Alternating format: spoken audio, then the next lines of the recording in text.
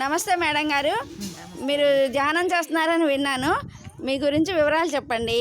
కొంచెం ధ్యానం ఎలా చేస్తున్నారు? ఏముందమ్మా, నేను ధ్యానం చేసుకోవటం, నా పని నేను చేసుకోవటం.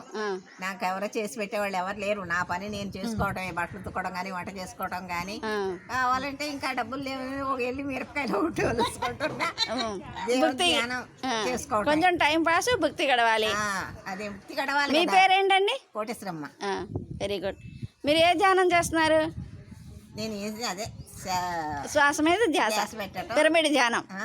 పత్రిజీ, జై బోలో పత్రిజీ మహారాజ్. ఓకే, ఒకసారి గురుమంత్రం తీసుకున్నా నేను.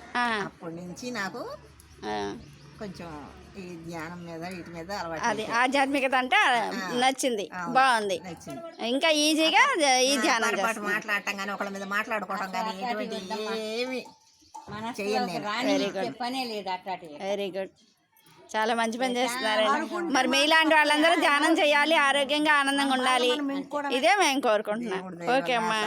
తండ్రి దయ వల్ల నేను ఆరోగ్యంగానే ఉన్నంత వరకు పిఎంసి ఛానల్ చూస్తున్నారు అందరూ. పిఎంసి ఛానల్ చూస్తే మంచిది కదండి. ఎలా ఉంది పిఎంసి ఛానల్?